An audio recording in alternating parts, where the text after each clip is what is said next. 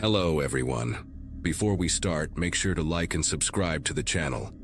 And leave a comment with where you're from and what time you're watching. That way, YouTube will keep showing you stories just like this one. Now, let's begin. The October wind cut through the pines differently up here, carrying that sharp mountain cold that reminds you just how far from civilization you really are. I'd driven out to test some new gear I'd picked up over the summer, a lightweight hammock system, water purification tablets, the whole setup that outdoor magazines swear will change your life. My divorce had finalized 8 months earlier, right around my 37th birthday, and I'd been pouring money into hobbies ever since. The trailhead parking area had been empty except for my Subaru and an old pickup truck with rust eating through the wheel wells. 20 miles of dirt road between me and the nearest paved highway, another 40 to the closest town worth mentioning. Perfect conditions for what I needed. Absolute solitude to figure out if I could still handle being alone with myself. I'd made good progress that first day, pushing about 15 miles into the backcountry before setting up camp near a creek bend where the water ran clear over granite stones.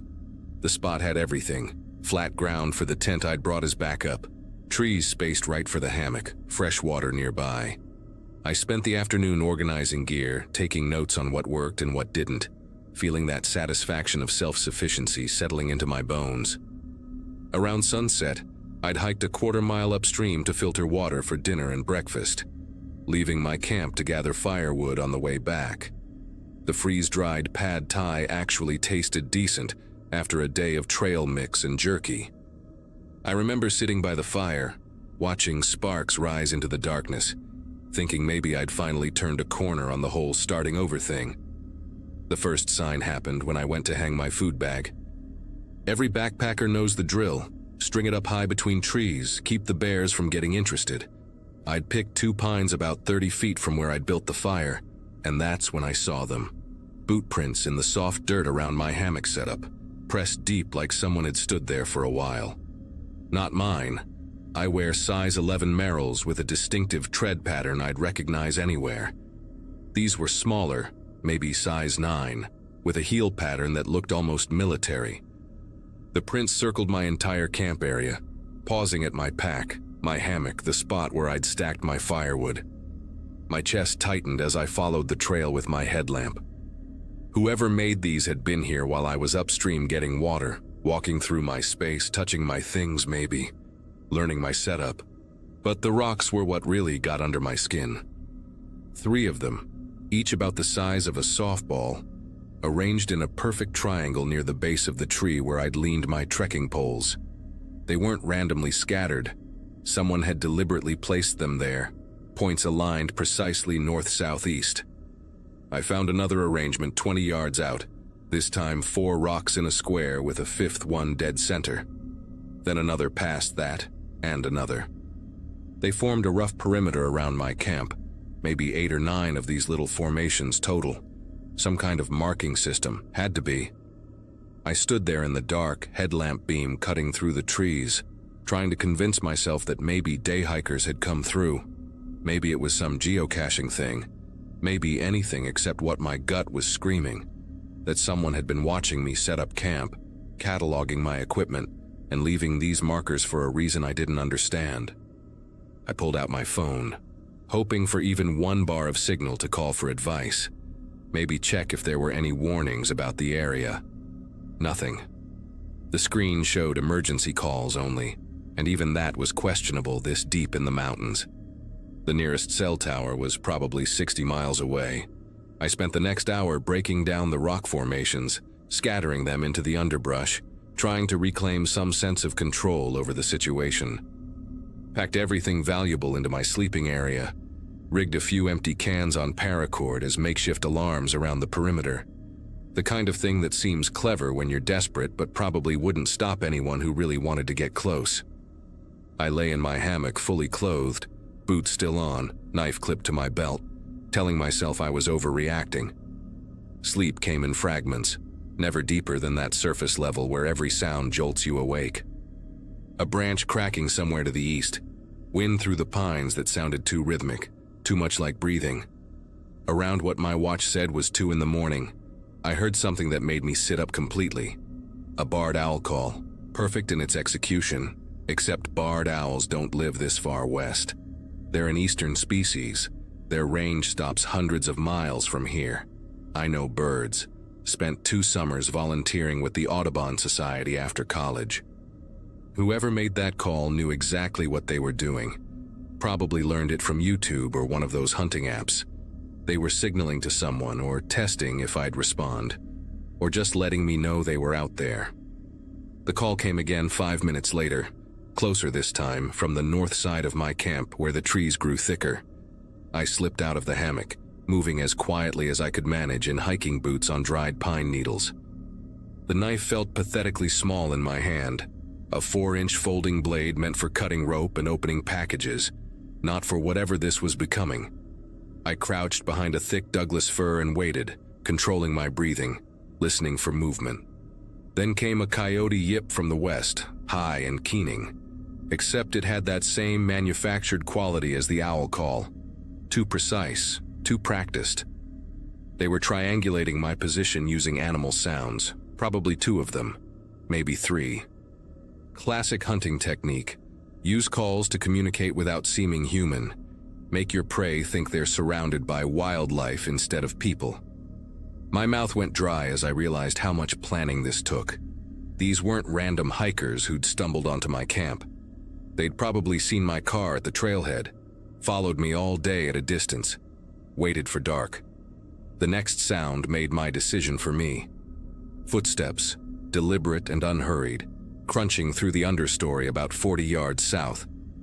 Not trying to be silent anymore, wanting me to hear them approach, I grabbed my pack, left everything else, the hammock, the tent, the cooking gear, all of it, and started moving north, away from the footsteps, deeper into the forest. No headlamp, navigating by moonlight and memory, trying to put distance between myself and whatever sick game these people were playing. Behind me, I heard my camp alarm trip, the cans rattling against each other. Then silence. Then laughter, low and appreciative, like someone admiring a child's attempt at being clever. They weren't chasing me yet. They were going through my abandoned gear, learning more about me, deciding how this would go.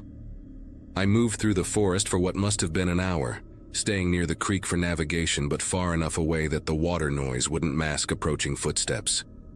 Every 50 yards or so I'd stop, crouch, listen. Nothing at first. Then maybe 30 minutes into my escape I heard it. A whistle, long and low, somewhere behind me to the east. An answering whistle came from the west, different pitch, different person. They were flanking me, keeping pace, letting me know they knew exactly where I was. The terror of it was how patient they were. No running, no shouting, just this steady, methodical pursuit. Like they'd done this before. Like they knew exactly how long it took for fear to break someone down, make them sloppy, make them fall or panic, or do something stupid that would end this little chase. My legs were burning by the time I reached a section of deadfall. Massive trees blown down in some old storm, creating a maze of trunk and branches 15 feet high in places. I crawled into the tangle, finding a hollow beneath 2 crossed logs where I could hide and catch my breath. Pulled out my phone again. Still nothing. Battery at 60%. I turned it off to save power, then remembered the GPS function would work without signal. Turned it back on, marked my location, tried to figure out the fastest route back to the trailhead. 20 miles of wilderness. But if I pushed hard, stayed off trail, maybe I could make it by noon. That's when I saw the text message notification. 1 bar of signal, barely registering. The message was from an unknown number, received an hour ago when I must have passed through a pocket of coverage. Nice gear, the hammock especially. We'll take good care of it after you're gone. My throat closed up. They had my phone number.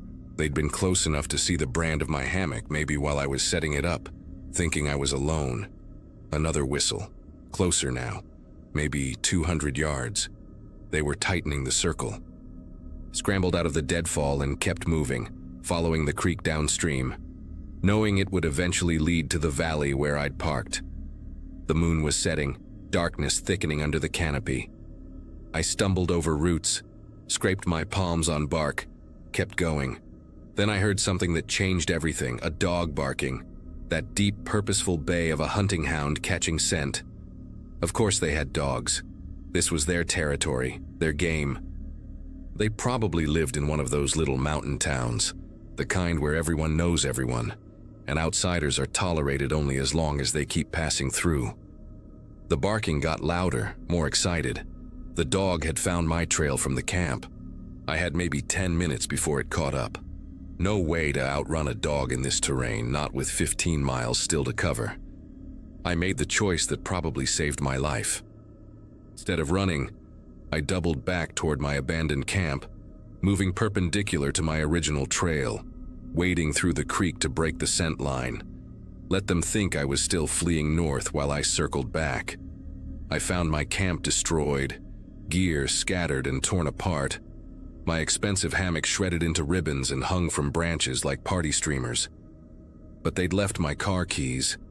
I'd hidden them separately in a zippered pocket they must have missed.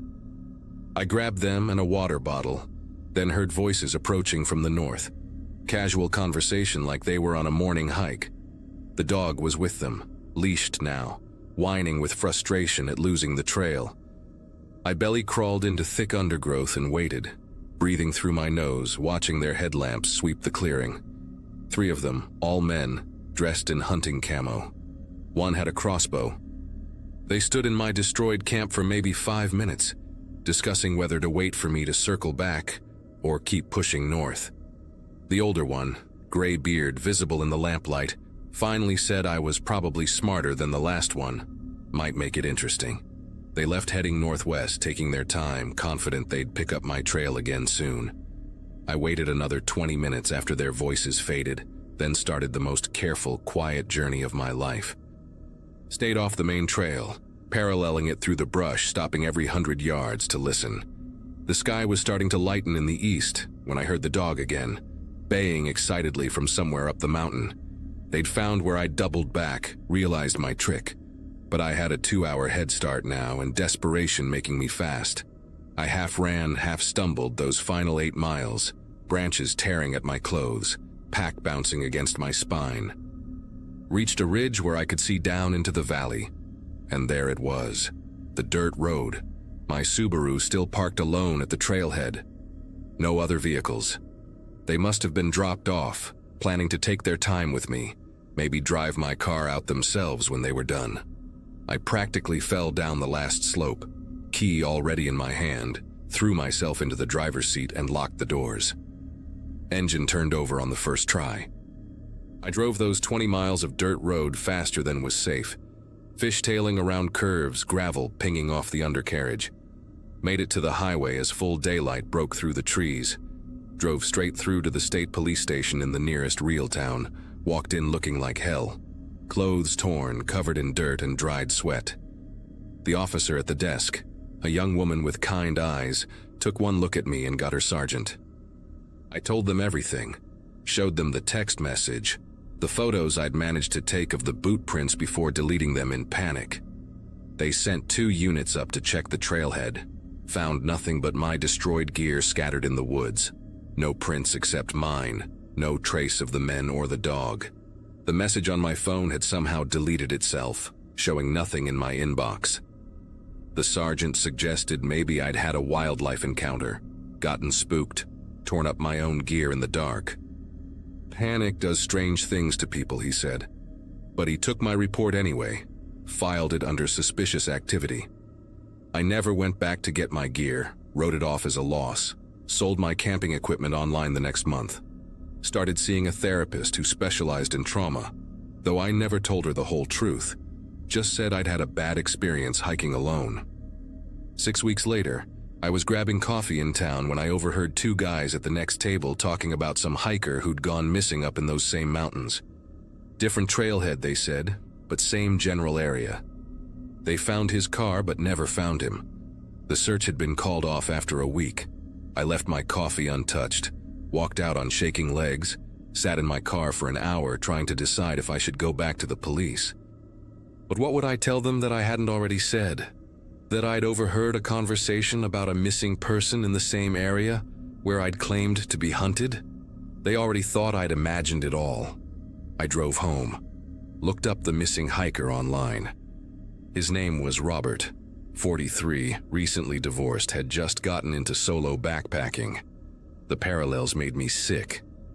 I still check the news for missing hikers in that area, still jump when I hear whistling in public, still can't shake the feeling that somewhere in those mountains, those 3 men are preparing for the next one who thinks the wilderness is empty.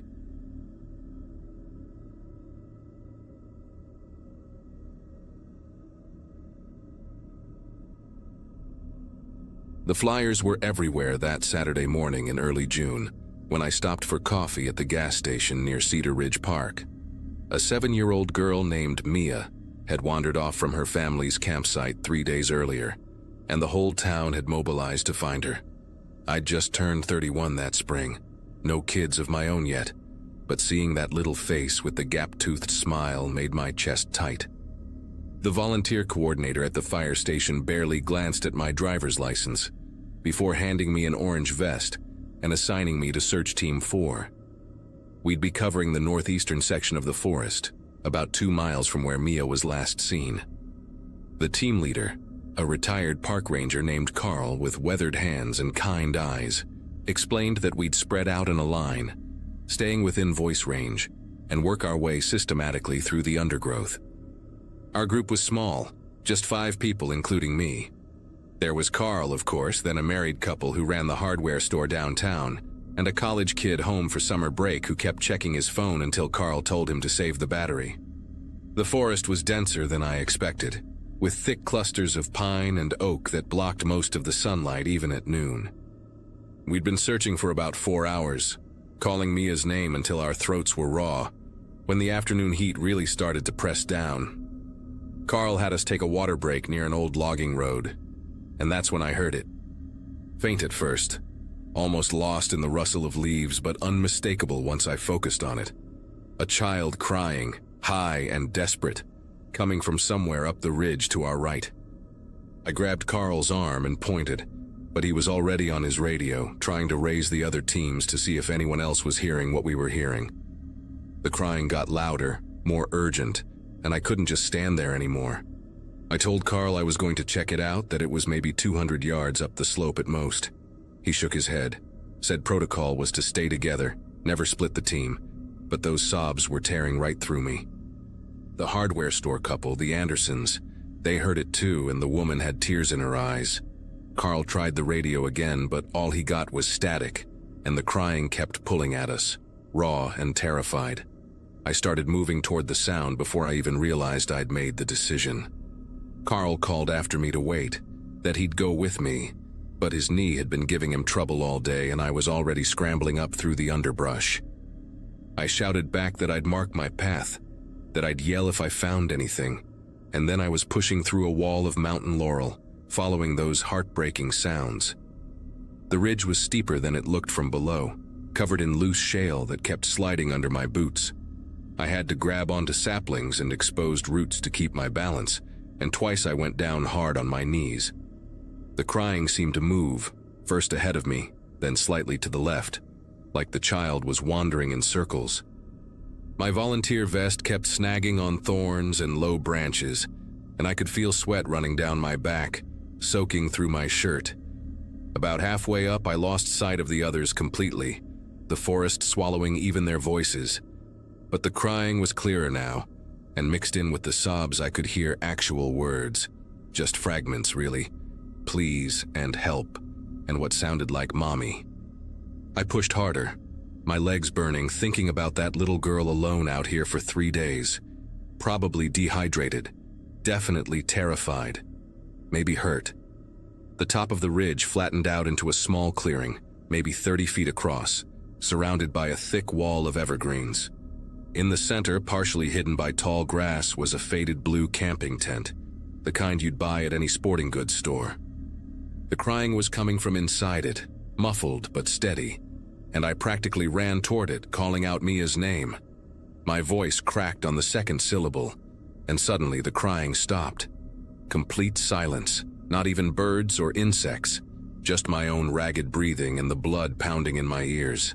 I stood there for maybe 10 seconds waiting, then called out again, softer this time, saying it was okay, that I was here to help, that her parents were looking for her. Nothing. The tent didn't move, no response at all, and a cold weight started forming in my gut even though the afternoon sun was beating down on the back of my neck. I approached the tent slowly, noting how the grass around it had been trampled down in a rough circle, like someone had been walking around and around it. The zipper was partially open, maybe 6 inches, and through the gap I could see something dark inside. I reached for the zipper, announcing myself again, saying I was with the search party, that everything would be okay. My fingers were just touching the metal pull when I heard it again, the crying, but wrong somehow. It was coming from inside the tent, but had a tinny, hollow quality to it. I yanked the zipper down and stumbled backward when I saw what was inside. A small 2-way radio, the heavy-duty kind contractors use, sitting on top of a bunched-up sleeping bag.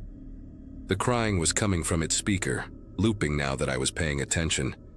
The same sequence of sobs and pleas repeating every 40 seconds or so. A recording. Someone had recorded a child crying and was broadcasting it from this radio. My mind went blank for a moment, just complete static, because this didn't make any sense. Who would do this? Why would anyone set up a fake distress call during an actual search for a missing child?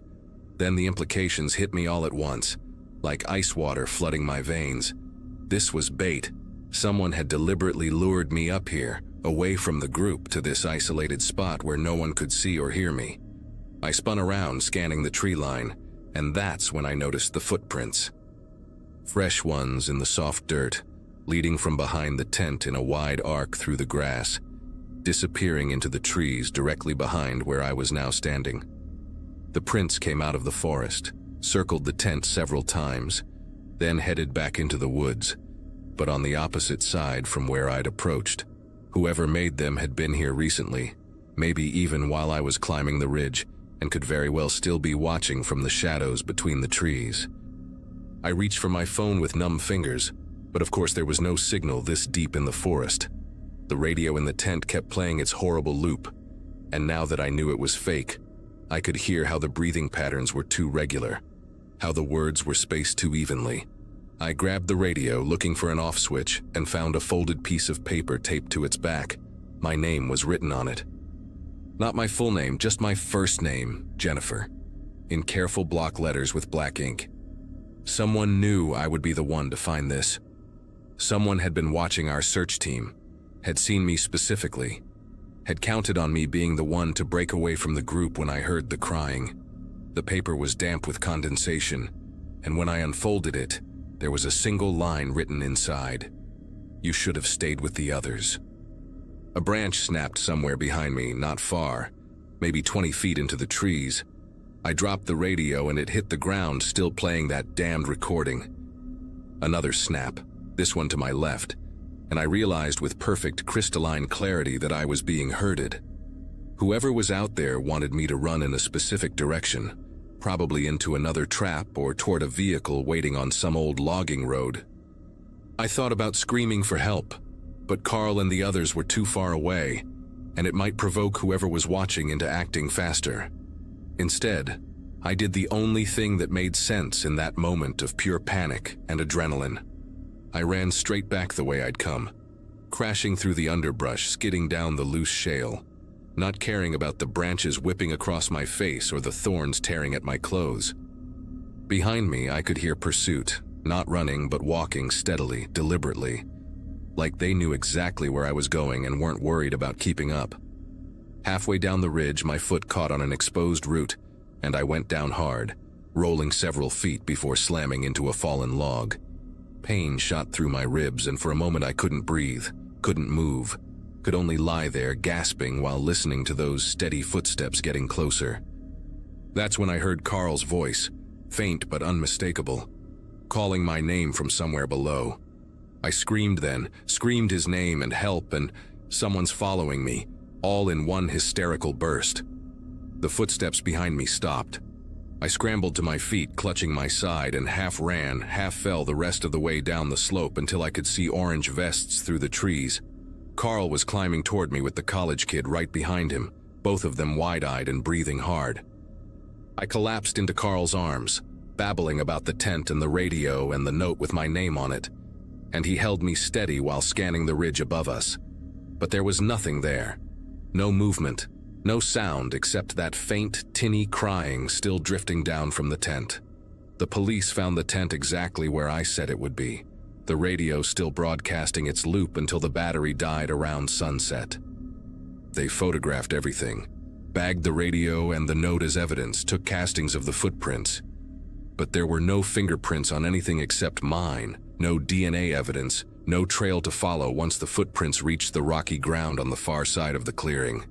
They questioned everyone on the search teams, checked if anyone had been filming or taking pictures that might have caught someone watching us. Nothing. The detective, a woman with tired eyes who'd been working the case since Mia first disappeared, told me the setup had probably been there for hours before we arrived, that whoever did it had likely been gone long before I reached the tent. But I knew better. I'd heard those footsteps following me down the ridge, measured and patient, like someone who'd done this before and would do it again. She didn't argue with me, just wrote everything down and said they'd increase patrols in the area. They found Mia 2 days later, thank God, alive and relatively unharmed, hiding in a drainage pipe about a mile from her family's campsite. She'd gotten turned around in the dark and had been too scared to come out when she heard people calling. The news should have made me feel better, should have closed the chapter on that horrible Saturday, but it didn't. Because whoever set that trap, whoever wrote my name on that paper and waited in the woods, they weren't connected to Mia's disappearance at all.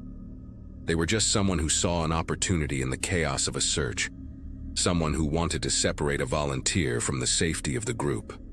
I changed my phone number, varied my routes to work, installed new locks and a security system. But sometimes, especially when I'm alone and hear a child crying in a grocery store or playground, my whole body goes cold and I'm back on that ridge, reading those 5 words that still wake me up at night. I never volunteered for another search.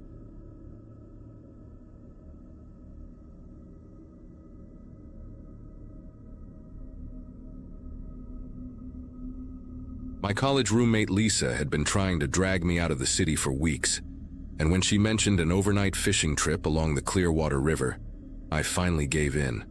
Her cousin Paul supposedly knew every hidden spot worth fishing up there, claimed his grandfather had shown him places where catfish grew bigger than your arm. I packed my gear that Saturday morning, stuffing my dad's old tackle box into the trunk, even though I hadn't used it since high school. 2 hours north through winding mountain roads, we met at the ranger station parking lot. Paul already there, leaning against his truck with a map spread on the hood. He kept pointing at different bends in the river, explaining how the current changed with the season, how November brought the big ones closer to shore. We had maybe 2 hours before dusk to scout the perfect spot for our overnight setup. Paul led us down the main trail from the parking area, his voice carrying through the trees as he explained water temperatures and feeding patterns. My day pack bounced against my back, loaded with water bottles, energy bars, and the headlamp Lisa insisted I bring for the scouting walk. About a mile in, the trail branched into 3 directions, and Paul stopped, studying each path like he was reading something the rest of us couldn't see. He pointed left toward what he called the deep pools, told Lisa to check the middle path that followed the river's main channel, then nodded at a narrow track cutting right through the birch trees. He pulled a whistle from his pocket, pressed it into my hand, said to give 3 sharp blasts if I found anything promising. 45 minutes, he said. Then we'd meet back here to compare notes before setting up camp at the best location. The game trail wound through tall grass and young birch trees, narrow enough that branches kept catching my sleeves. I could hear the river somewhere to my left, that constant rush of water over rocks, but couldn't see it through the thick undergrowth. After about 10 minutes of walking, the path opened into a small clearing where someone had built a fire ring from river stones, probably fishermen from earlier in the season. The ashes inside looked old, weathered by rain, and pine needles had blown across everything. I kept going, ducking under low branches, and that's when I spotted Paul's water bottle sitting perfectly upright on a flat rock beside the trail. Not tossed or dropped, but placed there deliberately, the blue Nalgene bottle he'd been drinking from during the drive-up. I picked it up, confused, wondering how he'd gotten over here when I'd watched him head the opposite direction. I called out his name, waited for a response, but only heard the river and wind moving through the trees. The bottle was empty, the cap screwed on tight, and I noticed the rock had been cleared of leaves and debris, like someone had prepared that exact spot. I tucked the bottle into my pack, figuring Paul must have scouted this trail earlier, maybe yesterday or this morning before Lisa and I arrived. But something about the placement bothered me, too deliberate, too much like a marker or sign. The trail curved ahead, disappearing into denser forest, and I almost turned back right then, except I could see another clearing through the trees that might open onto the river. 5 more minutes, I told myself. Then I'd head back whether I found a good spot or not. The clearing turned out to be a false promise, just another cluster of birch trees, but beyond it the trail started descending toward what had to be the river. That's where I found Lisa's baseball cap, the faded mariner's one she'd worn all day, hanging from a branch at exactly eye level. The branch had been bent down and twisted to hold it in place, deliberate enough that wind couldn't have done it. My chest tightened as I lifted the cap off the branch, turned it over in my hands. A few strands of her dark hair were still caught in the adjustment strap. I knew Lisa's path had run parallel to mine, maybe a quarter mile over, but there was no connecting trail I could see, no broken branches or footprints showing how the cap had traveled between paths. The sun was dropping faster now, throwing long shadows between the trees, and I pulled out my phone to check the time. No signal, which I'd expected, but I'd been walking for 25 minutes already. I should have blown the whistle then, should have turned around and jogged back to the meeting point, but I needed to understand what was happening. Lisa wouldn't have left her favorite cap, and Paul wouldn't have abandoned his water bottle, not when we'd need them for the overnight trip. I kept walking, slower now, scanning the ground and trees for any sign of my friends, for footprints or broken branches that might explain the items. The trail opened onto a narrow beach along the river, maybe 15 feet of rocky shore before the water started. Perfect spot for fishing, actually, with a deep pool where the current slowed and eddied back on itself. But what caught my attention were the fresh footprints in the sand, 2 sets walking along the water's edge, one larger, one smaller. Paul and Lisa had to be, except the tracks led in only one direction, heading downstream toward where the beach ended in a tangle of fallen trees. I followed the footprints, my boots crunching on the wet sand and river stones. They stayed close to the water, never deviating, never showing any sign of stopping or turning around. Where the beach narrowed, forcing me closer to the tree line, I found Paul's fishing vest draped over a piece of driftwood. The vest with all his gear, his lucky lures he'd been bragging about, the knife his grandfather had given him. Every pocket was still full, zipped closed, nothing taken. I grabbed the vest, slung it over my shoulder, and that's when I noticed the 3rd set of tracks. These came from the forest, larger boots with a deep tread pattern, and they followed behind Paul and Lisa's prints at maybe 10 feet back. The spacing was strange, irregular, like whoever made them kept stopping and starting, maintaining that exact distance. My mouth went dry as I traced the tracks with my eyes, saw how they never came closer, never fell farther behind, just shadowed my friend's path with mechanical precision. The light was failing now, that gray twilight that makes everything look flat and colorless. I pulled out my headlamp but didn't turn it on yet, not wanting to announce my position to whoever had left those tracks. The whistle was still in my pocket, but blowing it seemed pointless now, maybe even dangerous. I backtracked to where the 3rd set of prints emerged from the forest, found a narrow gap between 2 fallen logs where someone had pushed through. The bark was scuffed, fresh scratches in the wood, and there were broken twigs on the ground, stepped on deliberately to avoid making noise. I crawled through the gap, following the trail backward, trying to understand where this person had come from. The tracks led uphill, away from the river, weaving between trees with purpose. Then they stopped at a small rise that overlooked the beach, the spot where someone had stood watching, waiting. There were knee prints in the dirt where they'd crouched, and cigarette butts, 5 of them, ground out carefully and lined up in a row like they were keeping count of something. I stood there in the growing darkness, trying to piece together what I was seeing. Someone had watched Paul and Lisa from this spot, tracked them along the beach, but where were they now? The footprints on the beach had ended at the fallen trees with no return tracks, no sign of where anyone had gone. I turned to head back down to the river, and that's when I heard it, a branch snapping somewhere behind me, maybe 30 yards back in the direction I'd come from. Not the random crack of wood settling or an animal moving through, but the sharp, distinct sound of weight being placed wrong, then quickly shifted. I held my breath, stayed perfectly still, and heard nothing for 10, 20, 30 seconds. Then another step, careful this time, barely audible over the sound of the river below. Someone was following my exact path, had probably been following since I'd found the water bottle, letting me collect the items they'd placed, watching me discover each piece of their setup. My mind raced through the options while my body stayed frozen. Run back to the cars, but that meant passing whoever was behind me. Continue downstream, but the tracks had led to a dead end. Hide and wait them out, but darkness was maybe 15 minutes away and they obviously knew these woods better than I did. I chose movement, stepping as quietly as possible down the slope toward the river, using trees for cover, trying to circle wide around where I'd heard the footsteps. Every few steps I'd pause, listen, and each time I stopped, the forest behind me would go silent too, like we were playing some horrible version of red light, green light. The pattern was too perfect, too controlled, and I realized this person wasn't just following, they were herding me, pushing me towards something specific. When I tried to veer left, back toward the main trail, a whistle came from that direction, 3 short blasts, the exact signal Paul had told us to use. But it wasn't Paul's whistle. The pitch was wrong, higher, and it came from the wrong direction entirely.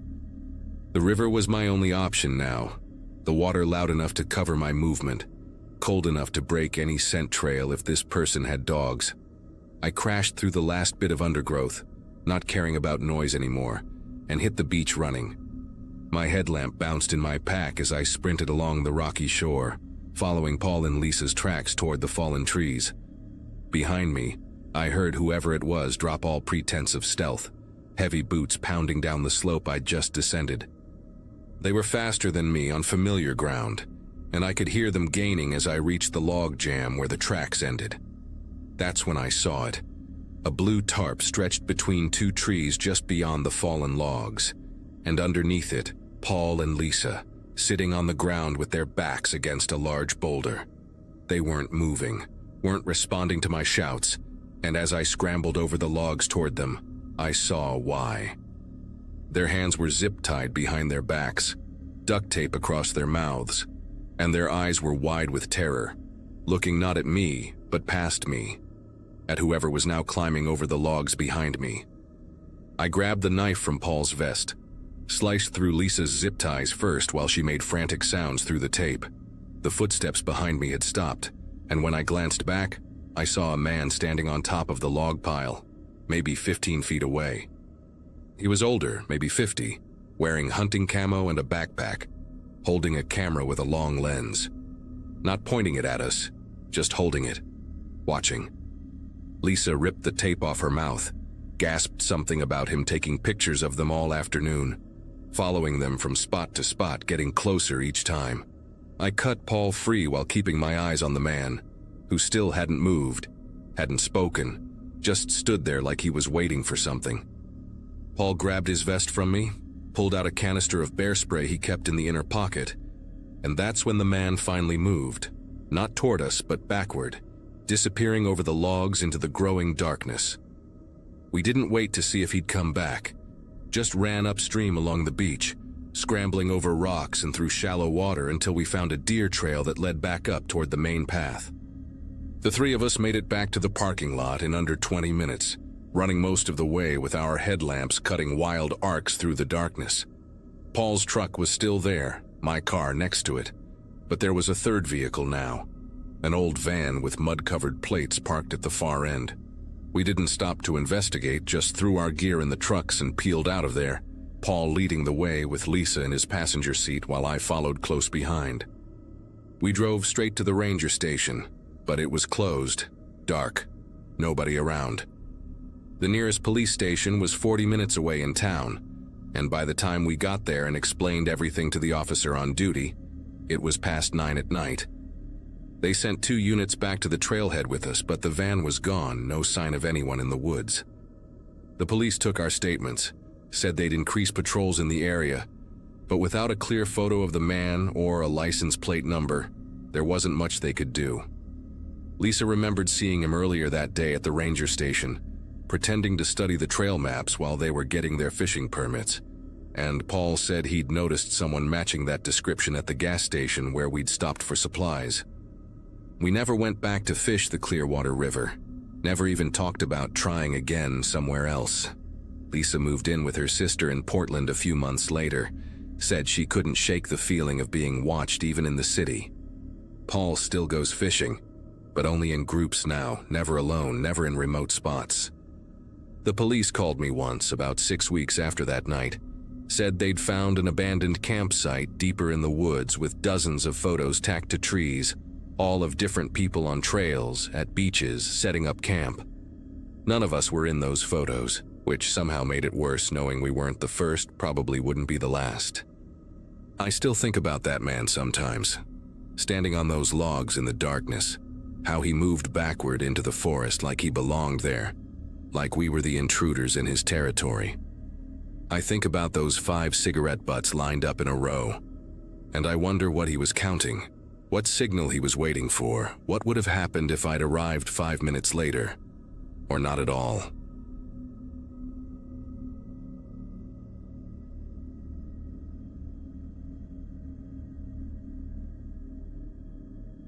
Most folks around here inherit their first rifle the same way they inherit their grandfather's watch, passed down when you're old enough to understand its weight.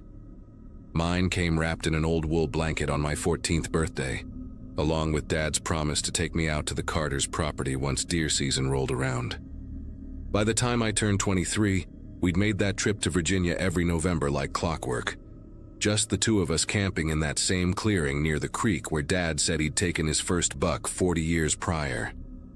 That particular Saturday started out perfect, crisp autumn air, and not a cloud in sight, the kind of day where you can smell winter creeping in through the dried leaves. We'd driven down from Roanoke in Dad's pickup, the bed loaded with our gear and enough provisions for 3 days, though we both knew we'd probably head back Sunday night regardless of what we bagged. Setting up camp went like it always did, each of us falling into our roles without needing to speak much about it. Dad handled the fire pit while I strung up our food supplies between 2 oaks, high enough that the black bears wouldn't get interested. The Carters owned about 300 acres of prime hunting land, mostly dense forest, with a few natural clearings where the deer liked to graze at dawn and dusk. They lived up in Washington now, some government job that kept them busy year-round, but they let a handful of locals use the land during hunting season, as long as we kept to ourselves and didn't leave a mess. We'd seen their nephew once, maybe twice over the years, checking on the old cabin near the eastern boundary, but otherwise the place stayed empty from September through January. Dad always said that's what made it perfect, just wilderness and silence, no other hunters stumbling through your spot or scaring off the game. We spent the afternoon scouting, walking the trails we knew by heart and checking for fresh signs. Found plenty of tracks near the water, droppings that couldn't have been more than a day old, and rubs on the saplings where the bucks had been marking their territory. Dad pointed out a scrape beneath a low-hanging pine branch, the earth torn up and musky with scent, said we should set up near there come evening. His knees weren't what they used to be, I could tell by the way he favored his right leg going uphill, though he'd never admit it out loud. We decided he'd take the stand we'd built 3 seasons back, about 15 feet up in a sturdy hickory with clear sight lines to the creek, while I'd position myself on the ground near a cluster of white pines about 70 yards east. The plan was simple enough. Wait for the golden hour when they'd come down to drink, take a clean shot if we got one, track it if necessary. By 5:30 we were in position, the forest settling into that peculiar quiet that comes before dusk. I had my rifle resting across my lap, safety on, breathing slow and steady the way Dad taught me, becoming part of the landscape. The temperature dropped fast once the sun started sinking behind the ridge, maybe 45 degrees, cold enough that my breath came out in little puffs that I tried to aim away from my scope. Every small sound seemed amplified in that stillness. A squirrel rustling through the leaves 20 yards away might as well have been an elephant. A woodpecker's distant hammering echoed like gunfire. Then I heard it. The snap of a branch followed by another, deliberate and heavy, coming from the north. Through the gaps in the pine needles I caught movement, a flash of brown against the darkening forest. Then the full shape emerged into the small clearing ahead of me. 8-point buck, massive, probably 200 pounds if he was an ounce, walking with that careful grace they have when they're not quite sure about something. He stopped at the edge of the clearing, nostrils flaring, testing the wind, one ear swiveling toward where Dad sat in his stand. I clicked off the safety, trying to control the adrenaline surge that always came at moments like this, my finger hovering just outside the trigger guard. The buck took 3 more steps forward, turning broadside to me, the perfect shot presenting itself like a gift. I squeezed the trigger on an exhale, the rifle kicking back against my shoulder, the crack of the shot shattering the evening quiet. The buck jumped straight up, that telltale mule kick that meant I'd hit the vitals, then bolted into the trees heading southeast. I could hear him crashing through the underbrush, the sound growing fainter. Then nothing. Dad's whistle came from the stand, 2 short bursts that meant good shot. Wait 30 minutes before tracking. Those 30 minutes crawled by slower than any I could remember, sitting there in the growing darkness with my heart still racing. Dad climbed down from his stand and made his way over, clapping me on the shoulder, that proud smile visible even in the dim light. We went through the ritual of marking where I'd taken the shot, finding the first drops of blood on the leaves, bright red and frothy, which meant lung shot, a good clean kill. The blood trail was easy to follow at first, splattered on the dried ferns and oak leaves, leading us deeper into the woods along what seemed like an old game trail. Dad stayed behind me with the flashlight while I tracked, both of us moving quiet out of habit more than necessity. About 80 yards in, the trail opened into another small clearing, and I could make out the shape of the buck lying on its side near a fallen log. I remember feeling that mix of elation and respect you get when you take a life for food, already thinking about how we'd dress it and pack out the meat. But when I got within 10 feet of where the buck should have been, I stopped so sudden that Dad nearly walked into me. The deer was there, but it had been moved, dragged maybe 6 or 7 feet from where the blood trail ended, leaving these deep furrows in the dirt like something had grabbed it by the neck and pulled. The belly had been opened up, not with any tool I recognized the work of, but torn apart, the edges ragged like they'd been pulled rather than cut. Steam was still rising from the cavity in the cold air, which meant this had happened minutes ago, maybe while we were walking up. The intestines were gone, along with the liver and heart, but not scattered around like a coyote or bear would leave them. Just gone, taken. Dad's flashlight beam swept across the carcass, and I saw his face go rigid, that expression he got when something wasn't adding up right. Neither of us said anything for a moment, just stood there listening to the forest, which had gone completely silent, not even the usual insect noise you'd expect after dark. Dad grabbed my arm, not hard but firm enough to get my attention, and nodded toward the way we'd come. We started backing up, keeping our eyes on the trees around us, when I heard it, clear as if someone was standing right beside me, a voice that whispered, "That's mine," in this flat, wrong tone that made every hair on my neck stand straight up. The voice came from somewhere behind the fallen log, maybe 15 feet away, but when Dad swung his flashlight that direction, there was nothing there, just trees and shadows. We both had our rifles up now, safeties off, trying to cover different angles while moving backward toward the trail. Then we heard footsteps, heavy and deliberate, circling around us just outside the flashlight's reach, branches breaking with no attempt at stealth. Dad pulled out his phone. No signal, of course, we were too deep in the woods, but the screen light gave us a little more visibility. That's when I saw them. Two eyes reflecting the light about 30 yards out, too high up to be a deer, too far apart to be anything that should have been in those woods. The circling stopped, and for maybe 10 seconds, everything went quiet again, except for our breathing. Dad whispered for me to stay close. We were going to move fast back to camp, forget the deer. Forget everything except getting out of there. We'd made it maybe 20 steps when something crashed through the underbrush to our left, big enough to shake the ground under our boots, and that voice came again. Closer this time, saying, "Mine, mine, mine," over and over in this monotone chant that didn't sound entirely human. Dad fired a warning shot into the air, the sound explosive in the darkness, and whatever was out there went silent. We ran then. I'm not ashamed to admit it. Two grown men with rifles sprinting through the dark forest, like kids running from a nightmare. Branches tore at our clothes. I nearly went down twice, tripping over roots, but we kept moving, Dad's flashlight beam bouncing wildly ahead of us. Behind us, I could hear pursuit, not running but moving fast through the trees, keeping pace without seeming to exert effort. We burst into our campsite and Dad immediately went for the truck, throwing our rifles in the bed while I grabbed the essential gear, leaving everything else behind. The engine turned over on the third try, headlights cutting through the darkness to illuminate the trail out. As Dad threw it in reverse to turn around, something walked into the edge of the headlight beam, just for a second before stepping back into the shadows.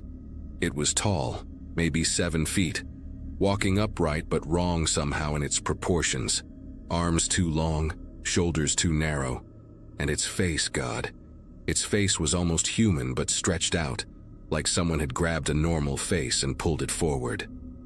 The mouth opened too wide, and even over the engine I heard it say "mine" one more time before Dad gunned it down the trail. We didn't stop driving until we hit the main road, didn't talk about what we'd seen until we were sitting in a well-lit diner 2 towns over, trying to make sense of something that didn't fit into any explanation we could accept. Dad called the Carters the next morning, told them we'd had to leave suddenly due to a family emergency, apologized for leaving some gear behind. They said they'd have their nephew check on it when he went down next month, make sure everything was all right. We never went back to get our stuff, never went back to hunt those woods again, and Dad sold his rifle the following spring, said he'd lost his taste for it. I kept mine but haven't used it since, just sits in the safe like some kind of reminder. We looked into the history of that land afterward, spent weeks going through old newspaper archives and county records, trying to find something that might explain what we encountered. Found a few missing persons cases from the 50s and 60s, hunters mostly, but nothing conclusive, nothing that gave us the answers we wanted. The only thing we discovered that made my skin prickle was an old property survey from 1892 that mentioned the eastern section of what became the Carter property was avoided by locals, something about it being claimed ground, though it didn't elaborate on what that meant. These days, Dad and I don't talk about that night unless we've had a few drinks, and even then we dance around the details, like saying it out loud might invite it back somehow. Sometimes I drive past the road that leads to the Carter property, always in daylight, never slowing down, and I wonder if it's still out there in those woods, waiting for the next hunter to take something it considers its own. I've thought about warning people, maybe posting something online about staying away from that area, but what would I say that wouldn't sound completely insane? That something in those woods claimed my deer and showed us its face? That it walked upright and spoke but wasn't human? No one would believe it. Hell, sometimes I barely believe it myself, except Dad was there too, saw the same thing, and that's the only reason I know I didn't lose my mind that night in Virginia.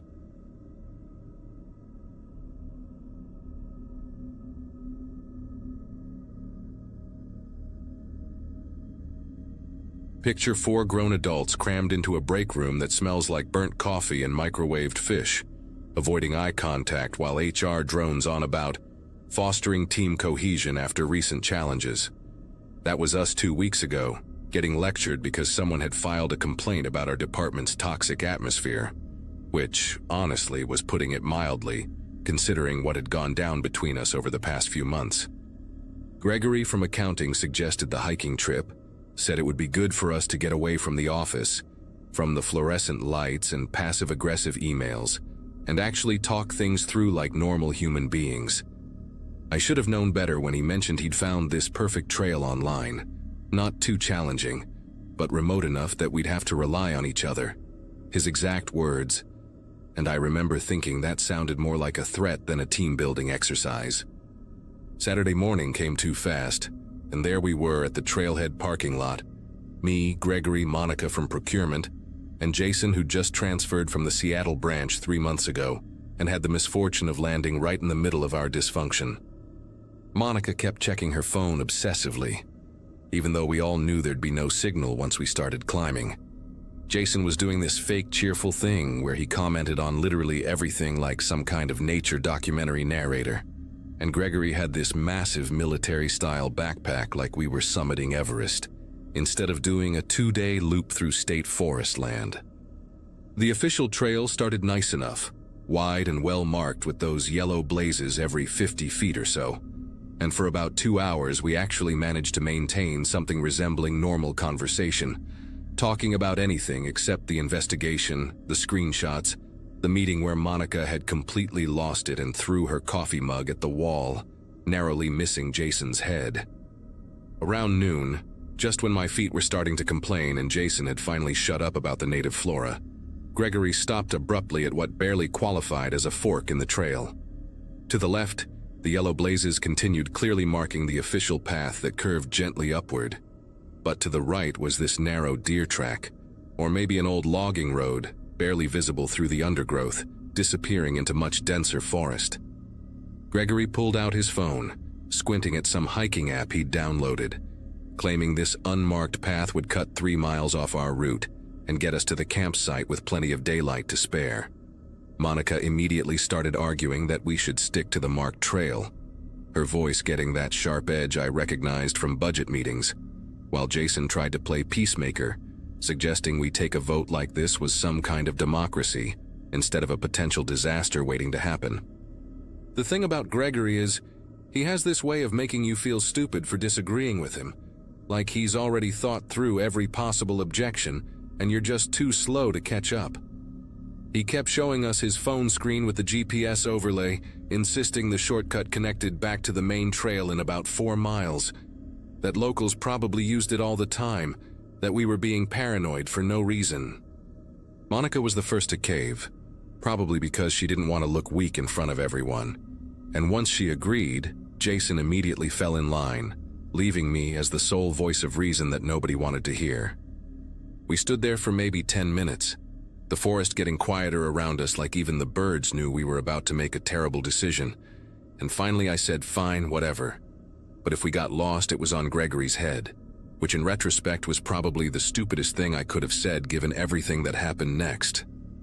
The unmarked path started out deceptively easy, wide enough for 2 people to walk side by side, with occasional ribbons tied to branches that Gregory insisted were trail markers left by other hikers.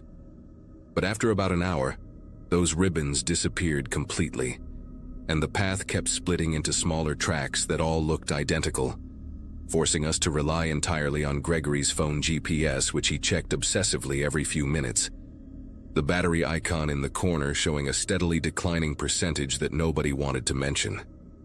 The forest here was different too, older somehow, with these massive oak trees whose branches formed a canopy so thick that even in the middle of the afternoon it felt like twilight, and the undergrowth was this tangle of thorns and poison ivy that grabbed at our clothes and left angry red scratches on any exposed skin.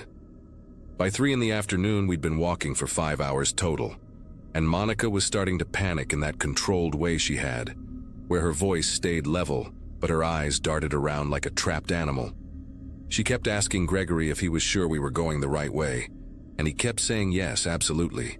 Just another mile or so, but I could tell from the way he gripped his phone that he wasn't sure of anything anymore. Jason had gone completely quiet, which was somehow worse than his constant chatter, and every time we stopped to check the GPS or argue about which barely visible path to take, I noticed how the forest sounds would stop too. No birds, no insects, just this oppressive silence that made our voices sound too loud, too human, too out of place in whatever part of the wilderness we'd stumbled into. The real argument started around 5, when Gregory's phone finally died, and we had to admit we were completely, utterly lost. Monica went from controlled panic to full-blown fury, screaming at Gregory that this was exactly like him, always thinking he knew better than everyone else. Just like with the Morrison account that he'd tanked because he wouldn't listen to anyone's input. Gregory shot back that at least he hadn't been stealing clients like she had, which made Jason nervously interject that we should focus on finding our way out instead of rehashing office drama. But that just redirected Monica's rage toward him, asking what he'd know about anything since he'd only been there 3 months and had already managed to sleep with half the support staff. The accusations flew back and forth, each more vicious than the last. Our professional facades completely shattered as we stood there in the growing darkness, and that's when I noticed it. Just at the edge of my vision, a flash of blue fabric moving between the trees about 30 yards away, there 1 second and gone the next. I tried to point it out, but they were too busy tearing into each other to listen. Monica now accusing Gregory of deliberately getting us lost as some kind of power play. Gregory calling her paranoid and unstable. Jason trying to physically get between them as their shouting match escalated into something that looked like it might turn physical. The blue fabric appeared again, closer this time, maybe 20 yards away, and I could make out that it was someone in a jacket, just standing there behind a thick pine tree, watching us. When I finally managed to shout loud enough to get their attention and pointed to where the person had been standing, there was nothing there, just empty forest, and they all looked at me like I was losing it, the stress finally getting to me. But I knew what I'd seen, and the way the hair on my neck was standing up told me we weren't alone out here, that someone had been following us, maybe since we'd left the marked trail, maybe longer. We decided to make camp right there, not because it was a good spot, but because it was getting dark and nobody could agree on which direction to try next. The clearing was barely big enough for our tents, surrounded by these twisted birch trees that looked like bones in the fading light, and we set up in angry silence, each person as far from the others as the small space would allow. Monica had brought one of those emergency whistles and kept blowing it every few minutes. 3 sharp blasts that echoed through the forest until Gregory told her to stop because she was giving him a headache, which started another argument about whose fault this was, who had the right to be angry, who should have known better. I kept watching the tree line while setting up my tent, looking for any sign of movement, that blue jacket, anything. But the forest had gone completely dark beyond our small circle of flashlight beams, and all I could see were shadows that might have been anything or nothing at all. Dinner was these dehydrated meal packets that tasted like cardboard soaked in salt water, eaten in hostile silence, broken only by the sound of Jason obsessively checking his dead phone like it might magically spring back to life. Around 9, Monica announced she was going to bed, zipping herself into her tent with enough force to nearly break the zipper, and Jason followed soon after, mumbling something about trying to get some rest so we could think clearly in the morning. That left me and Gregory sitting across from each other at the small camp stove, its blue flame the only light besides our dying flashlights, and he finally dropped his know-it-all act and admitted he had no idea where we were, that the GPS had been glitching even before the phone died, showing our location jumping around impossibly, sometimes putting us miles away from where we'd been seconds before. He said he'd noticed something else too, these old campsites along the unmarked trail, fire rings that looked recent but somehow wrong, like someone had been camping out here regularly, watching the trails, waiting for people stupid enough to wander off the marked paths. I barely slept that night, every crack of a branch or rustle of leaves sending adrenaline shooting through my system, and when I did drift off, I had these vivid dreams about being watched through the thin tent walls, shadows moving just outside, circling our camp like predators. When dawn finally broke, gray and misty. I crawled out to find Monica already up, standing at the edge of our clearing with her back to me, completely still.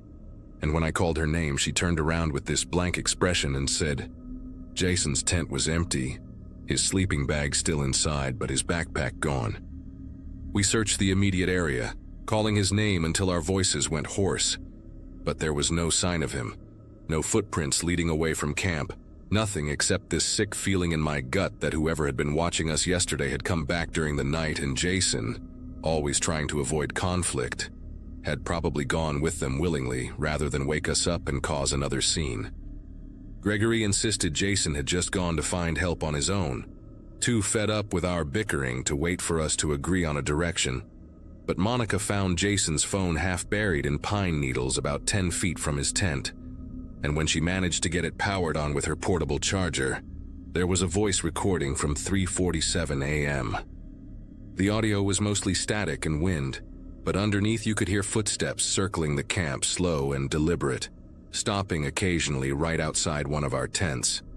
And then Jason's voice, barely a whisper, saying, "Hey, wait, what are you doing?" before the recording cut off. We played it 3 more times, each replay making it clearer that those footsteps had been there for at least 20 minutes before Jason noticed them, that whoever it was had been studying us, choosing, and the worst part was recognizing a sound in the background I hadn't noticed while sleeping. This low humming, almost like someone trying to remember a tune, getting closer and closer to Jason's tent until the recording ended. After the recording, we didn't need to discuss it. We just started packing, throwing everything into our bags with shaking fingers while constantly checking behind us, the forest suddenly feeling like it had eyes everywhere. Monica kept Jason's phone, said we'd need it for evidence when we got out, if we got out, and nobody argued with the way her voice cracked on that last part.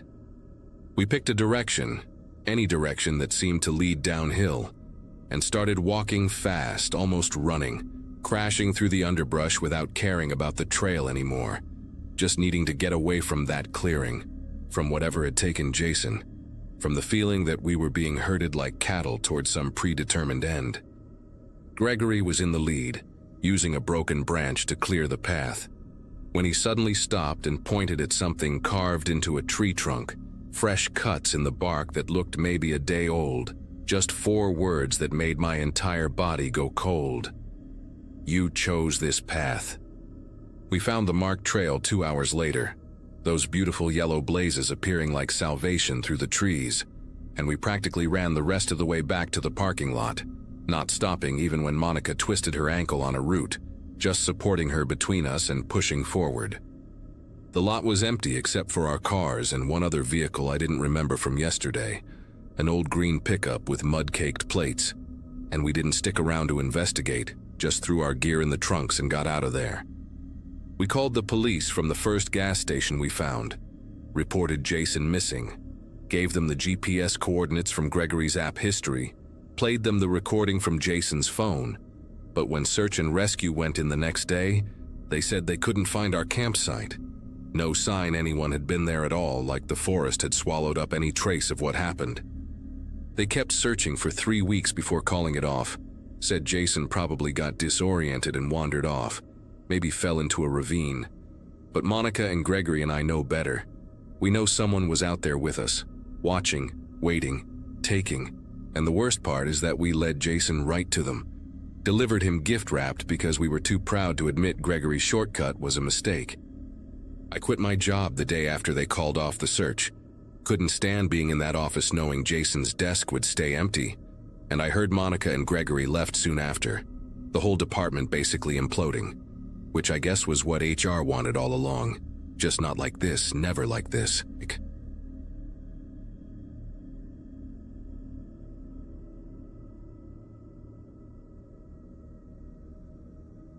Montana in early May feels like the world just woke up from a long sleep, and that particular Saturday morning, I'd driven out to fish a section of the Bitterroot that most folks don't bother with anymore.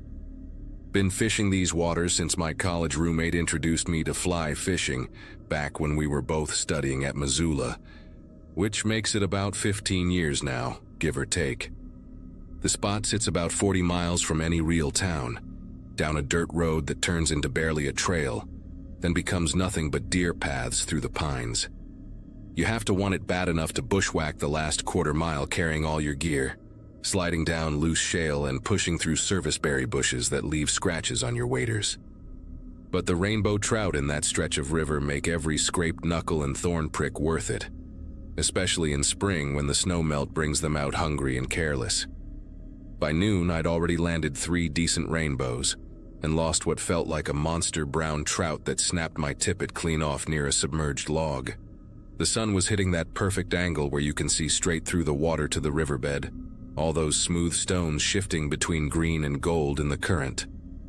I was working my way upstream, casting into a deep pool where the main channel cuts hard against a granite cliff, when movement in my peripheral vision made me glance across to the opposite bank. Someone was standing in the shadows between 2 massive Douglas firs, maybe 60 feet away from me, just standing there, not moving, not fishing, not doing anything that made sense for a person to be doing in the middle of nowhere on a Saturday afternoon. At first I figured it had to be another angler scouting the water, maybe waiting for me to move on so he could fish the pool. We fishermen can be territorial about good spots. And I get it, especially when you've hiked that far in. I raised my hand in a friendly wave, the universal river greeting between anglers, but the guy didn't wave back, didn't nod, didn't acknowledge me at all. He just stood there, arms hanging loose at his sides, and that's when I noticed something was wrong with his clothes. They weren't clothes exactly, more like rags or maybe just a really old shirt and pants that had been through hell, all torn up and hanging weird on his frame. The color was all wrong too, this brownish gray that matched the mud along the riverbank, like he'd been rolling in it or living in it. I turned back to my fishing, telling myself to mind my own business, but every few casts I'd steal a glance across the river. The man never moved, not once, just kept watching from between those trees with his face half hidden in shadow. After about 10 minutes of this, I hooked into another rainbow, a real fighter that took line and jumped twice before I could work it into the shallows. The whole time I'm playing this fish, concentrating on keeping the right tension, working it away from a tangle of roots, I can feel eyes on me.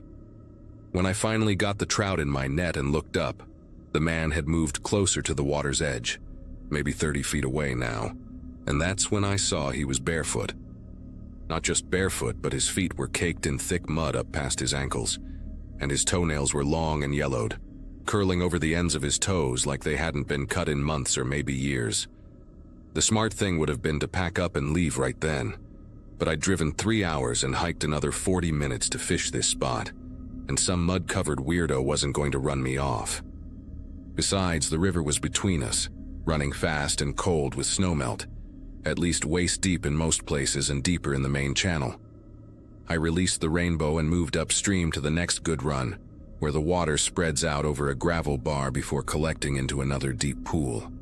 Cast after cast, I tried to focus on my technique, on reading the water, on anything except the fact that this guy was following me along the opposite bank, matching my pace perfectly.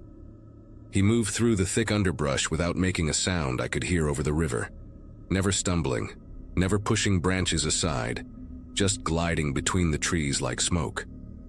By the time I hooked my 6th fish of the day, a fat cutthroat that hit my dry fly right at the tail of a riffle, the man had positioned himself directly across from me again.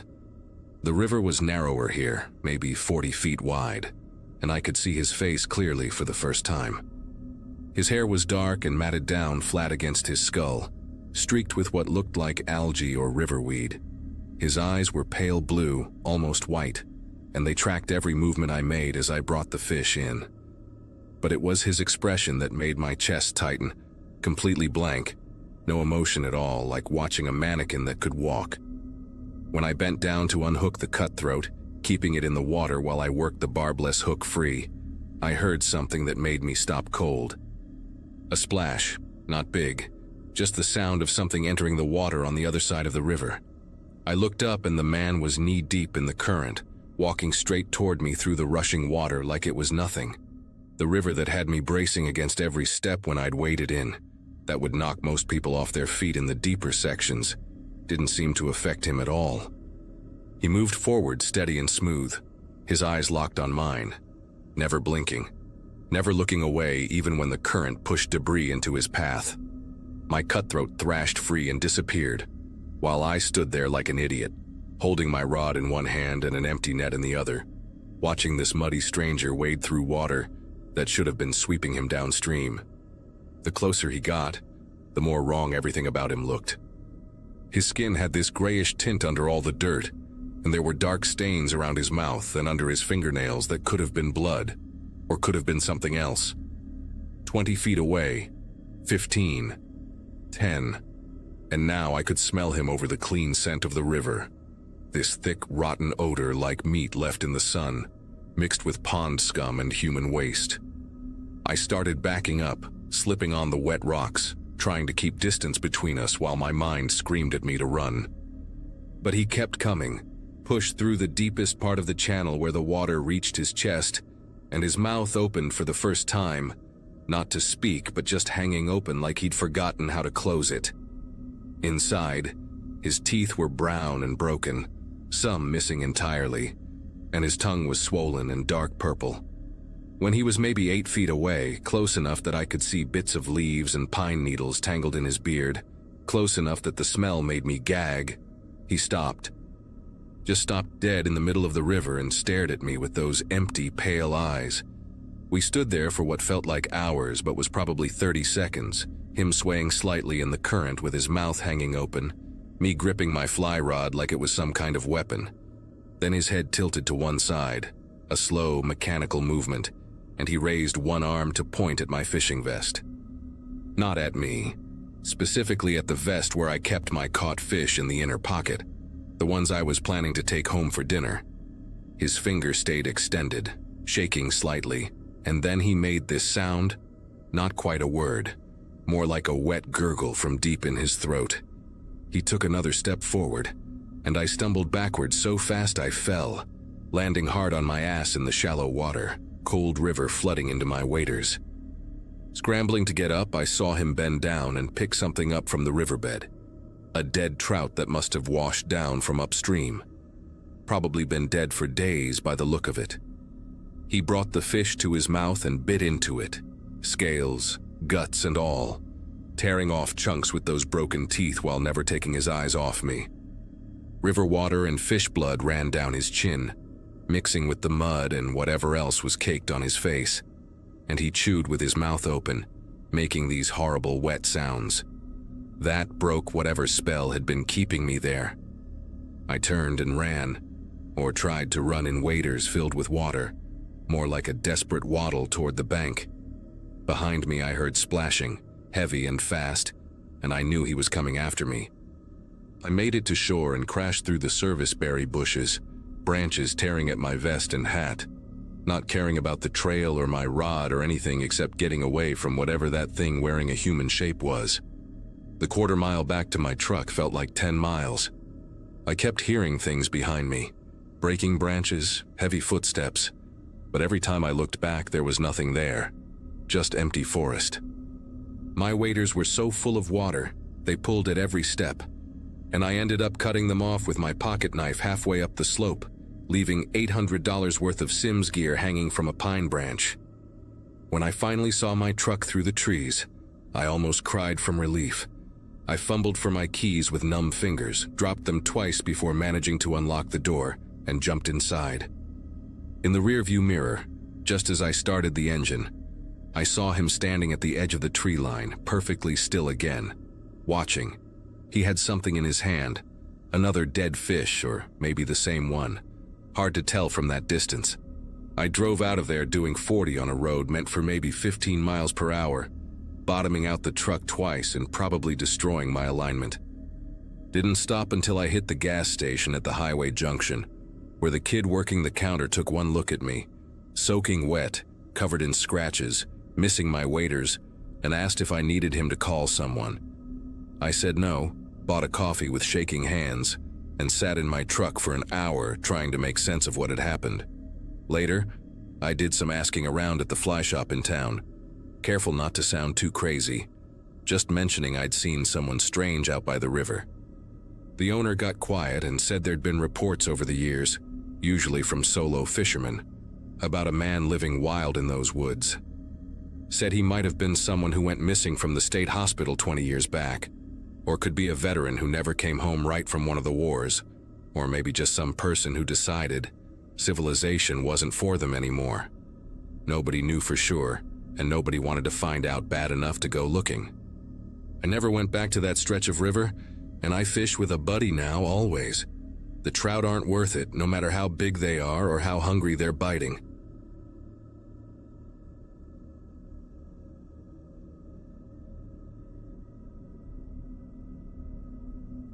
The route I took that night was one I had never planned to use. My dispatcher had called in late, asking if I could deliver a load of industrial supplies to a small town near the Tennessee border. It was supposed to be a straight shot down the interstate, but a wreck ahead shut down the main highway. I pulled over at a gas station, talked to an old man who pointed out a shortcut through the Kentucky hills, narrow, twisting back roads with barely enough shoulder for a rig my size. It was late, past midnight, and the air had that thick, heavy stillness you get before dawn. I figured the quiet might help me make good time. The road wound deeper into the hills, past patches of forest that looked endless under the truck's high beams. I had the radio on low, some AM talk show fading in and out, when I saw movement near the ditch line ahead. My first thought was a deer, but then I noticed the shape. Small, human, kneeling. A woman, or at least I thought it was. Her hair hung forward, long and tangled, and she seemed to be crouched right at the edge where the forest met the road. I slowed down, leaned forward over the steering wheel, trying to make sense of it through the windshield. When my headlights washed fully over her, I realized she wasn't moving, just frozen there, hands on the ground like she was searching for something. Instinct kicked in. I eased the truck onto the gravel shoulder and killed the engine. The silence outside hit me hard. Only the low buzz of insects and the faint rustle of trees in the dark. I opened the door and called out, asking if she was hurt, if she needed help. No answer. She turned her head slowly, and for the briefest second, I caught her face. Pale, streaked with dirt, eyes wide and glassy like she didn't recognize where she was. Before I could take another step, she bolted. No scream, no sound of branches breaking. Just the motion of her body vanishing between the trees. I shouted again, louder this time, but the forest swallowed the sound whole. I stood there for a while, scanning the tree line, my flashlight cutting through the dark. It was like she had dissolved into the woods. I thought about calling the sheriff's office right there, but I convinced myself she was probably scared or maybe high and didn't want to be found. I got back in the truck and drove off. Uneasy, but trying to shake it off as just another strange thing you see on the road. About an hour later, I stopped at a diner near a small crossroads town, just to clear my head. I kept replaying the scene in my mind, how she had turned without a word and vanished. The waitress noticed I looked uneasy, asked if I was okay. I told her what I'd seen, half expecting her to laugh it off, but she didn't. She said people around those hills talked about missing hikers, about folks who wandered off the road and were never found. Her tone wasn't dramatic, just quiet, like she'd heard it too many times before.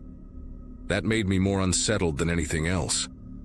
By the time I reached my drop-off, dawn had started breaking over the hills. The light was soft and hazy, and for a moment everything felt normal again. I parked, handed over the papers, and tried not to mention the woman. I figured maybe I'd just misread the whole thing. Maybe she was fine. But sleep didn't come easy later that morning. Every time I closed my eyes, I saw that pale face turning toward me, the way she seemed lost and hollow, as if she didn't belong in that place or that moment. When I woke up, I checked my phone. There was a local news alert about police activity along a county road not far from where I'd stopped the night before. The photo showed a stretch of road bordered by thick woods, the same spot. Curiosity got the better of me, and I drove back out there before heading home. 2 patrol cars and a white van were parked along the shoulder. Yellow tape fluttered in the breeze, tied between the trees. I didn't want to get in the way, but one of the deputies noticed me slowing down and waved me through cautiously. Later that evening, I read the article online. It said that early that morning, a jogger had reported what looked like drag marks leading from the ditch into the woods. Police had found a torn piece of fabric, red and frayed, caught on a branch nearby. They hadn't identified anyone or confirmed what had happened, but the picture that came with the story, the ditch, the tree line, the angle of the road, was exactly where I had seen her. That realization hit harder than I expected, and for a long time I just sat there staring at the screen, wondering if I should have done more, if maybe she was still out there when I drove away. I went back to work the next week, trying to focus on driving and not on what I might have witnessed. But every time I took a night route through rural areas, I caught myself scanning the edges of the road, half expecting to see someone there again. About a month later, I got assigned a run through the same county. I told myself it was just another job, that the odds of anything strange happening twice in the same place were slim. Still, as I got closer to those hills, my grip on the wheel tightened. The GPS voice echoed through the cab, and when it told me to turn onto that same narrow road, I almost ignored it. The forest looked different in daylight, calmer, ordinary. Birds cutting through the branches, wildflowers growing by the ditch. But the moment I passed the spot where I had stopped before, that calm broke. There were tire marks in the gravel, not fresh but clear enough to notice. And further down, a small wooden cross stood at the edge of the ditch. No name, no flowers, just a weathered cross with a strip of red cloth tied around it. The same shade I'd seen in the photo from the news article. I pulled over, stepped out, and walked closer. For a while I just stood there, not sure what I was feeling. Guilt, fear, or something in between. That night I parked my rig behind a rest stop a few miles from town. Couldn't sleep. Around 3 in the morning, a sound woke me. Something faint brushing against the trailer door. It wasn't wind. It came again, soft but deliberate. I grabbed my flashlight and climbed down, scanning around the truck. The forest on both sides was still as glass. But then, near the edge of the trees, I caught movement. A figure, slight, crouched, turned away the instant the beam of light hit her. The shape, the hair, the way she moved. It was her. The same woman. I shouted out, but the sound barely carried before she slipped into the trees again, just like before. I didn't report it that time. I sat in my cab till sunrise, waiting for something else to happen. But nothing did. When daylight finally broke, I checked the ground by the trailer. Small footprints pressed into the dirt, leading back toward the forest. That was the last route I ever ran through that part of Kentucky. Sometimes I still take the interstate nearby, and when I do, I avoid looking toward those hills. But every now and then, if I drive through after dark, I swear I catch a glimpse of someone standing by the trees. Still, quiet, watching, and I never stop anymore.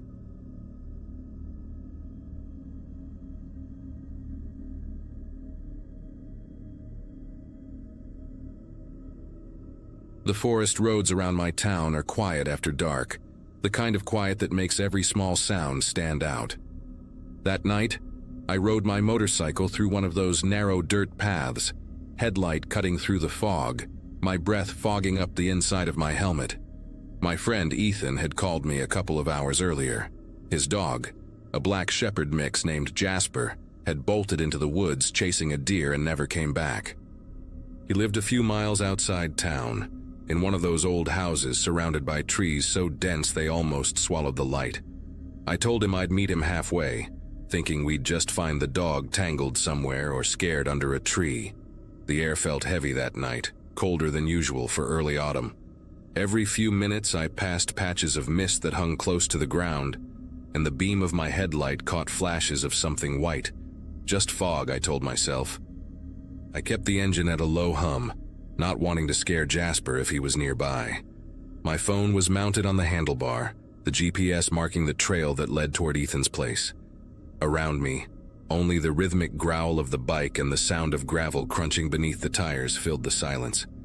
About 20 minutes in, I slowed down near a bend where the trees pressed close on both sides. There was a faint sound, like a branch cracking somewhere behind me. I figured maybe it was just a deer, but it came again, sharper this time from the same spot. I stopped the bike, turned off the engine, and let the darkness close in around me. The silence after the engine died was so complete it almost rang in my ears. I took off my helmet and listened. For a few seconds, nothing. Then came the sound again, slow, deliberate steps through dry leaves, moving just beyond the edge of the headlight's reach. I called out Jasper's name, my voice sounding too loud in the still air. No response. I shone my phone flashlight toward the trees, and the light caught on something pale between the branches. Maybe bark, maybe not. Whatever it was, it shifted when I moved the light. I waited, heart thudding in my chest until the silence returned. That was enough for me. I started the bike again and gunned it down the trail toward Ethan's place, refusing to glance back even once. By the time I reached Ethan's driveway, the trees had thinned, and I could finally see the outline of his porch light through the haze. He came out before I even parked, flashlight in hand, his face tense. He said he'd heard barking earlier near the creek behind the house, but it stopped all at once. We decided to split up. He'd search the yard while I checked the tree line where the property ended. The woods looked different there, denser somehow, as if the trunks were standing closer than they should. My flashlight beam moved across them, catching bits of fog that twisted and disappeared in the light. A noise came from deeper inside, the same sharp crack of wood I'd heard before. I froze in place, listening again. This time, it wasn't just one sound. It was several, like something moving slowly, pushing through the brush, careful but massive. I called Ethan's name, but he didn't answer. My instinct screamed at me to move, but curiosity held me there just long enough to hear something breathe.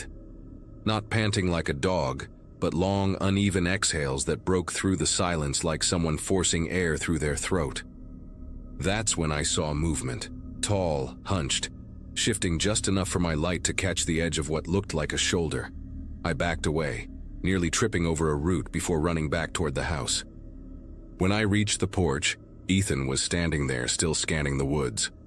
I told him we should get inside, but he was sure it was just a deer. We argued quietly until Jasper's collar jingled somewhere in the dark, followed by a short bark that didn't sound right, too low, almost strained. Ethan's expression changed. He went down the steps, calling for his dog. I followed with the flashlight, though part of me didn't want to. We walked maybe 30 feet before the barking stopped again. Then everything went silent, except for the wind passing through the trees. We waited there for what felt like forever before heading back to the porch. Ethan locked the door behind us, still insisting it had to be an animal. We sat there for a while, both of us trying to listen for Jasper. I left shortly after, uneasy but pretending to be calm for his sake. The next day he called and said Jasper hadn't come back. He sounded different on the phone, quieter, like he hadn't slept. A few hours later, he sent me a message saying he'd checked his security camera, and there was something he wanted me to see. When I got to his house that evening, he had the footage paused on the living room TV. The camera was angled toward the porch, catching the faint glow from the single bulb above the steps. For a few seconds, it showed nothing but shadows and the edge of the woods in the background. Then something moved, slowly stepping into the light. It was tall enough that the top of its head almost touched the frame of the porch roof. Its shape was wrong, too thin, too long in the arms, as if it had been stretched. It paused under the light, and the moment the brightness touched it, the image flickered like static. When the screen cleared, it was gone. Ethan rewound it 3 times, his hands trembling slightly every time the thing appeared. There was no clear face, just a pale blur where one should be. And the way it stood, it looked aware of the camera, like it had stepped forward on purpose. The strangest part was the sound that followed. The microphone caught faint breathing, but not from the porch. It came from behind the camera inside the house. The recording ended abruptly when the porch light went out. I remember Ethan staring at the screen, his mouth slightly open, whispering that the light bulb had burnt out that same night. We went outside to check the porch anyway, even though every part of me wanted to leave. The bulb was intact, just unscrewed halfway, hanging loose in its socket. The woods beyond the yard were completely dark, no sound, no crickets, no wind, just that thick, unnatural stillness again. We didn't say much after that. I helped him screw the light back in, and when it flicked on, I could swear I saw something pale shift between the trees before disappearing into the dark again. A week later, Ethan moved out. He never told anyone where he went. The house is still there, but people in town say the light on the porch sometimes turns on by itself, even though no one's lived there for months. I have not gone back down that road since that night, but sometimes when I ride through the countryside after dark, I catch myself glancing at the tree line. Every time I do, I feel like something out there is already watching,